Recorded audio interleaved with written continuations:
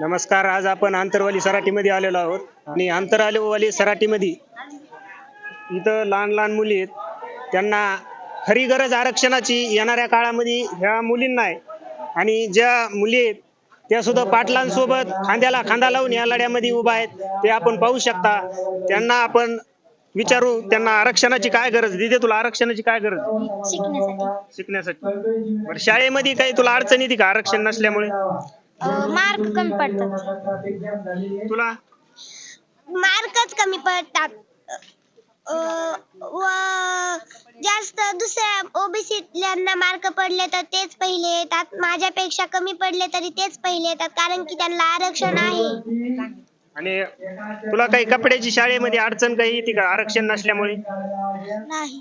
नाही ना. तुला नाही. तुला काय गरज आहे तिथे आरक्षणाची? मला शिकण्यासाठी, कारण ते त्यांचे नाही का, मला 92% मार्क पडले आणि त्याला नुसते 86% मार्क पडले तरी त्यांना पास करते, आम्हाला नापास करते. म्हणून मला त्याच्यासाठी आरक्षणाची गरज आहे. खरंच ह्या मुलींना येणाऱ्या काळामध्ये येणाऱ्या भविष्यासाठी जर आरक्षणाची गरज कुणाला असेल तर ह्या मुलींना आहे. कारण जे काही महिला आहेत ह्या मुलींच्या भविष्यासाठी त्या सुद्धा या ठिकाणी आल्या आहेत. आपण त्यांना पण विचारू की ताई, तुम्ही आरक्षण घेण्यासाठी इथं आंतरवालीमध्ये आलेला आहे. तुम्ही 5 दिवस झाले तरी प्रशासन कुठंच कसल्याच प्रकारची हालचाल दिसत नाही. तुम्ही काय सांगाल? हो, नाही ना दिसत हालचाल. 5 दिवस झाले आज समजा जरांगे दादांना, तरी हालचाल दिसत नाही त्यांची. त्यांना आता किती दिवस बसवायचं असं काय माहिती. तुम्ही तरी बसून पहा म्हणा 4-5 दिवस, मग तुम्हाला कळलं कसं काय ती. नाही, 1 दिवस नाही 4-5 दिवस बसा म्हणा, मग कळलं तुम्हाला. 1 दिवस तर ते बसून तर ते लगेच दुसऱ्या दिवशी तर जेवणारच ना. तरी आज 5 दिवस होऊन गेलेत तरी आजी सुद्धा ह्या पाटलांच्या सोबत उपोषणामध्ये आहेत. तर आजींना विचारू आपण की 5 दिवस झाले तरी सरकार याच्या इकडे लक्ष देत नाही. महामानव सरकारने यावा, लक्ष द्यावा आणि उपोषण सोडून घ्यावा. नाही तर सुटत नाही मग उपोषण, अजून बी बसू. काय जे व्हायचं ते हो. मग तुम्ही जर ढिकलच घेईना येईना, 5 रोज झाले आलं कोणी कमून नाही आलं होय. आमचा काही गुन्हा आहे? लेकरं काय म्हणून राहिले मग असं आहे. मग आमचं म्हणणं एवढंच आहे, सोडून द्यावा. यावा त्यांनी ना आम्हाला मोकळं करा. गरीबा गुरुबाला लेकरा बाळाला द्यावा. आमचं एवढंच म्हणणं आहे. आरक्षण कशामधून पाहिजे पण तुम्हाला? उभसीतून उभसीतून इकडे ताई आहेत. त्या मुलींनी एक गीत तयार केलंय शाळेमधलं, तर त्या मुली म्हणतील आपण पाहू शकतो. आले किती गेले किती उडून गेला भरारा, आले किती गेले किती उडून गेला भरारा, संपला नाही आणि संपणार नाही माझ्या जरांगे पाटलांचा दरारा, माझ्या जरांगे पाटलांचा दरारा. सूर्यनारायण उगवले नसते तर आकाशाचा रंग समजला नसता, सूर्यनारायण उगवले नसते तर आकाशाचा रंग समजला नसता. जर जरांगे पाटील तुम्ही जन्माला नसता तर खरंच आरक्षणाचा अर्थच समजला नसता, आरक्षणाचा अर्थच समजला नसता. एक मराठा लाख मराठा, एक मराठा लाख मराठा, आरक्षण आमच्या हक्काचं नाही कुणाच्या बापाचं, एकच मिशन मराठा आरक्षण. फुला उधळू तर जेसीबीतूनच, आरक्षण घेऊ तर ओबीसीतून. ह्या लहान मुलींच्या प्रतिक्रिया आहेत, किती बोलक्या प्रतिक्रिया आहेत. खऱ्या अर्थाने यांना आरक्षणाची खरी गरज ह्या येणाऱ्या भविष्यामध्ये या मुलींना आहे आणि जरांगे पाटील त्याच्यासाठी आपला देह कष्टवीत आहेत. कारण आपला प्राण ह्या आरक्षणाकडे हे केलेला आहे, त्यांनी लावलेला आहे. तरी पाठीमागं आणि काही महिला आहेत, त्यांना विचारू आपण की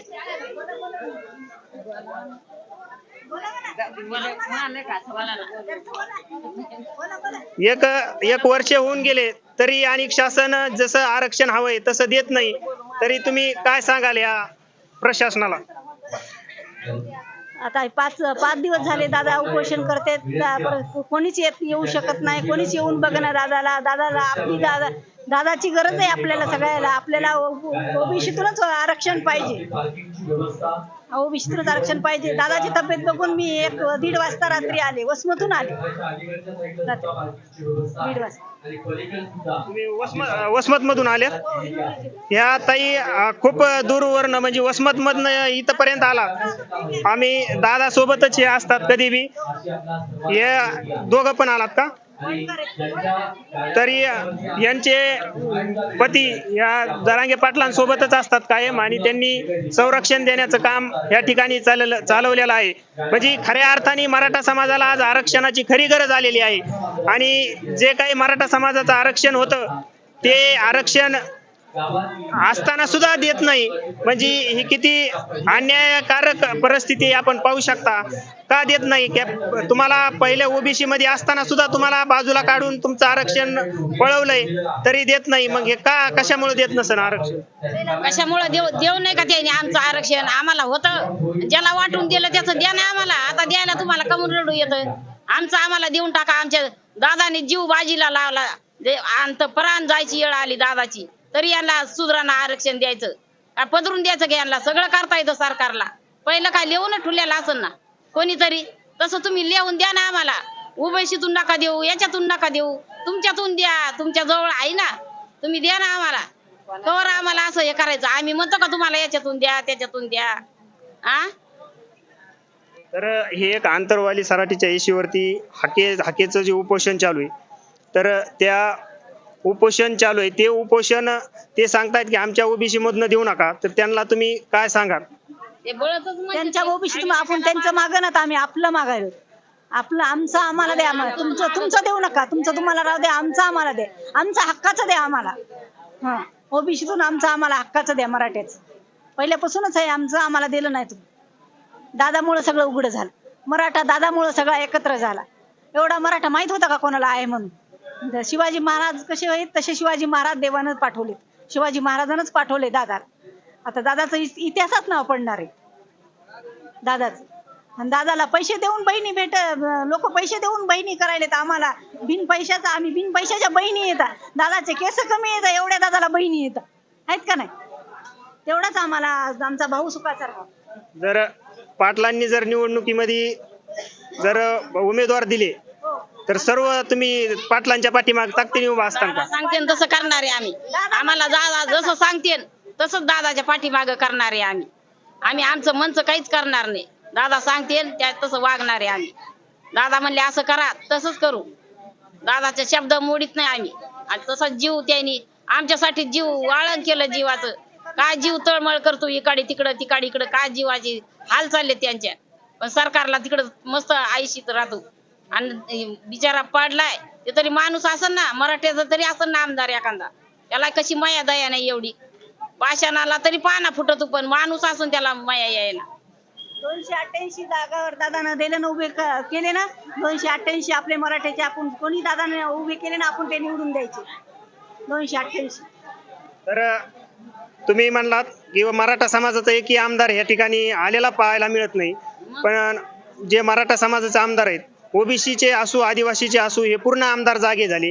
ते राजीनामा द्यायला तयार झाले. पण मराठा समाजाचा एकही आमदार राजीनामा द्यायला तयार नाही. मग तुम्ही त्यांना काय सांगा? त्यांना काय सांगा? ते राजीनामा द्यायला तयार झाले, पण त्याला हेच करू वाटना ना, त्याला याच्यात शिरू वाटाना आरक्षणात. द्यायला वाटतं चला आपलं निघून जा, आता काही करणं नको ठेवणं नको. वाऱ्यावर सोडा आम्हाला. चॉकलेट दिल्यासारखं नादी लावलं. 1 तारीख पुन्हा 2री तारीख, आज 6वा उपोषण आहे दादाचं. कवर उपोषण करायला लावायचं? खेळणी लावली आमच्या दादाची, त्यांनी जीवाची खेळणी लावली. काय जीव म्हणता असं बिचारायचा? ते काय स्वतःसाठी लढतो का? सगळ्यासाठी जीव त्यांनी दे पराना लावला ना पणाला त्यांनी. तरी जर आरक्षण जर दिलंच नाही सरकारने, तर मग आता तुम्ही काय करणार? पुढची काय असेल? जरी नाही दिलं तर त्याला आम्ही काय करायचं तर करू. नंतर त्याला भीक मागणार नाही. फक्त दादा महत्वाचे आहेत आम्हाला. दादा पाहिजे आम्हाला. पण जे काय आता जे आमदार होते ते आमदार सुद्धा काही असं, ज्यावेळेस पाटलांचं उपोषण सुरू झालं, ज्यावेळेस नोंदी मिळायला लागल्या, त्यावेळेस काही आमदार असे आहेत की त्यांना माहिती असताना ते मराठा समाजाला अंधारात ठेवून त्यांनी स्वतःच्या नोंदी काढून घेतल्या आणि स्वतः ओबीसी मध्ये गेलेले आहेत. आणि मराठा समाजाला मात्र अंधारात ठेवलं, तर तुम्ही त्यांना काय सांगा? आता त्याला उजेडात आणणार ना आम्ही. आता त्याला बरोबर त्याला आता उभं राहिल्यावर पाडणार ना आम्ही, बरोबर करणार ना त्याला. 288 जागावर त्याला उभं राहून आपल्या निवडून आणायची आणि त्याला खुर्चीहून खाली घ्यायचं, कोणालाच खुर्चीवर जाऊ द्यायचं नाही. आपले मराठीच जाऊ द्यायची खुर्चीवर. एवढीच विनंती आहे. दादाला काही झालं नाही पाहिजे. फक्त दादाने फक्त उपोषण करू नये. दादा म्हणते तसं करणार आम्ही. भेटलं तर परवा नाही. पण आमच्या दादाला काही या होत्या महिलांच्या. जर तुम्हाला आता शासनाने लाडकी बहीण योजना आणलेली आहे, म्हणजे याचा अर्थ की तुम्हाला आता कुठं मतदान मिळण्याचा आकार दिसत नाही, म्हणजे अंदाज वाटत नाही, त्याच्यामुळे लाडकी बहीण योजना आणली. मग तुम्ही जर लाडकी बहीण योजनेमुळे सरकारकडे झुकतान का पाटलांकडे झुकता? नाही झोकणार आम्ही. लाडकी बहीण जरी त्यांनी योजना आणली ना, त्यांनी का आम्हाला बहिणी म्हणून पैशाने विकत घेतलेलं नाही. कारण आम्ही त्यांना आता मत देऊ शकणार नाहीत की आमच्या म्हणून दादाचा त्यांनी एवढा अंत पाहिला, आम्ही त्याच्यामुळे मतदान सुद्धा करू शकणार नाही त्यांना. लाडक्या बहिणी त्यांनी लाखो रुपये दिले. हे 3,000च म्हणू नका, ओवळणी जरी दिली त्यांनी आम्हाला, रक्षाबंधन म्हणून जरी ओवळणी दिली, पण आम्हाला दीपावलीसाठी त्यांनी एकच ओवळणी द्यावा की आमच्या मुलांसाठी आम्हाला आरक्षण द्यावा, ते बी ओबीसीतून द्यावा. एवढीच आमची मागणी आहे शिंदे सरकारला. आणि फडणवीस दादाने एवढं केलं की बहिणीला आमचे डोके बडिले, त्यांनी आमचे डोके फोडिले. आणि 3,000 रुपये देऊन आम्हाला विकत घेते का फडणवीस साहेब? हा, तुम्ही आमचे भाऊ असे बनू शकतात का? अगोदर मारतात आणि मग 3,000 विकत घेता का आम्हाला? तरी पण आम्ही यांना मतदान देणे. आजपर्यंत त्यांना संधी दिलेली आहे. त्यांनी एवढ्या संधीचं जर सोनं केलं तर आम्ही त्यांना सुद्धा सोडणार नाही, आम्ही त्यांना भाऊ मानणार आहेत. फक्त त्यांनी आमचा एवढा आरक्षणाचा निधी लावा आणि मार्गी लावावा आणि आम्हाला आरक्षण ओबीसीतून द्यावा, एवढंच आमचं म्हणणं आहे. आम्ही आंतरवाली सराटीतून बोलत आहेत. बहिणी आमचे डोके फोडलेत, काहींचे डोळे गेलेत, काहींचे लेकरं असे आजारी पडलेले आहेत. आणखी सुद्धा अश्रू धुराच्या कांड्या काय आणि छर्रे आमचे 30 छर्रे कुठं 36 असा का? हेल्मेट ना पोलीस लोकांनी आम्हाला मारले. हे फडणवीस साहेबांनी कृत्य केलेलं आहे आमच्यावर. त्याच्यामुळे आम्हाला या साहेबांचा राग येतो. पण जरी त्यांनी आम्हाला बहिणी मानल्या, जरी तुम्ही मारून हाणून मारल्या, त्यांनी बहीण भावाचे भांडणं होत असते, पण आम्हाला एकच म्हणणं आहे, आम्हाला ओबीसीतून आरक्षण द्यावा त्यांनी. तरी आम्ही त्यांना मतदान करून त्यांना मोठं करणार आहेत. एवढं त्यांनी आमचा क्षमा मागावी, आम्हाला एवढंच मान्य आहे. आम्ही फक्त आरक्षण द्यावं, ते बी ओबीसीतून. पण हे सरकारमध्ये आरक्षण कुणी अडून धरले? पण फडणवीस साहेब नाही, सगळी करा त्याच्याच हातात आहे. त्याला रात्रीत नोटा बदलता आल्या आणि त्याला आरक्षण देता येत नाही. 13 महिने झालेत, लोकांना पडदे आडून दिलं आणि आमच्या माणसाचे कंस झाले. काय मराठ्याची हाय अवस्था? हा, शेती सोडून हिडत पदारच्या पैशानं शासनाचा काय एखादा रुपया एवढा खर्चाला? इतकं कसं शासन दगडाच्या काळजाचं आहे? त्याला गल्ल्या नोटान घर भरले तर 10 पिढ्या चितून द्यायला तर जळायच्या नाहीत त्या. किती मराठा गरीब आहे, त्याचा अजून अंत नाही. त्या बुवाचे डोळे पांढरे करायची बारी येते नाही. इतका कसा भावानी आहे? शासनाकडे जा म्हणते, शासन दया माया करीन. शासन कसा गळा कापित? इतके काम हाल बरं कशासाठी? काय केलं मराठ्यानं? मराठीची चुकी म्हणून खुर्च्या आणून बसलं म्हणून होय? 13 महिने हा, पद भोगितात म्हणून होय? तुमच्या हातात किल्ले आता म्हणून आम्हाला लापार चाललेली केर कचरा धरला. आम्ही जर मतदान नाही तर तुम्ही कशाला जातात बुरदार जाऊन बसता खुर्च्यावर? ही तुमची लायकी आहे काय सरकारची? हा, अहो तुम्ही इतकं लाचेवाईन बोलणं खाऊ नाही आनंद माणसाचं. तुम्ही केवढ्या डिग्रीचे माणसं, केवढ्या वैभवाचे माणसं, तुम्ही खुर्च्याचे माणसं, गुडघे आहेत का गाद्यावर बसणारे, तुम्ही लापटवाने बोलणं खाता. थू तुमचा जिन, हा, थू तुमचा जिन, थू सरकारचा जिन, थू. एखादा गरीब करावा नाही सांगता बुद्ध लोकांचा बसा खुर्चीवर, पण त्याला खाली लोटून द्या. हा, एवढ्या बाया रडकुंडी आणल्या, बाया रडतात. बाया माझ्या पायात 12 महिने झाले चप्पल नाही. ह्या बाई अच्छा बाया रडतात, नवसा केलेत काय बाया रडत आहेत? आणि ह्या माणसाला काय साब नाही, या बुवाचं काहीच कशाचं आहे? रावणाला माया होती हो. हा, इतकं जागानं इतकं आडं पाडतात का? शेकाल त्याला ऐकू येत नाही का? शेकाल त्याला दिसत नाही का? मला बोलायचं नव्हतं, पण माझ्या पोटात रागच आवराना म्हणून मला बोलणं आलं. आज 13 महिने झाले आम्ही याच्यात, 13 महिने झाले आम्ही तरी गावात येत. काना कोपऱ्यातून लोक रडत पडत येतात गाड्या घेऊन. सगळे काय श्रीमंत नसते तर लोकांची मजुरी करतात आणि पेट्रोलला गाडी टाकली तर 1000 होतात. कोणासाठी येतात? या वाघासाठी येतात. संभाजी महाराजांचे हाल केले वरल्या चामड्यानं आणि सरकारनं हाल केले पाटलाच्या आमच्या आतल्या हृदयानं. हा, असं शासन म्हणा काय? याला नाक राहिलं का जगात वागायला? किती चंद्र सूर्य तोर याचे डाग निघायचे नाहीत. ह्या राज्यात त्याचं कान्या कली अवतारी नाही. या कली अवतारातला डाग द्यायचा निघणारच नाही. जेव्हा राज्य पिढी बदलन आणि पृथ्वी बदलन तेव्हा त्याचा डाग जाणार आहे. असं कधीच नाही झालं. मी आता 70-80 वर्षाची झाले, पण असं कोणी सरकारने एवढे हाल नाही केले कशाचे. हा, किंवा गोड दिसतेत का? आता बोलू नाही पण बोलायची वेळ आली. हा इतकं कसं बोलणं खावं पटकन फेकून द्या धरा बाबा तुमचं गोरगरीबाला. हा आमचं असून आमच्या जोडीतली भाकर तुमच्या जोडीत वपती का? आमची भाकर सगळी एक तुम्हाला खायची, आमची अर्धी फेकून द्या अर्धी तुमची खा. आम्हाला कोणाचं नका, आमचं जेवढे तेवढं द्या. मराठीलाही गरीब झालाय, गेले सारख्याचे पिकं ऊस वाढे नाही पावसामुळं. हा काय करायचं, लोकांचं कर्ज कशाने द्यायचं, लेकी बाईचं लग्न कसे करायचे, घरदार कसे बांधायचे, घर परपंच कसा लोटायचा, या शासनाला करायचं काय?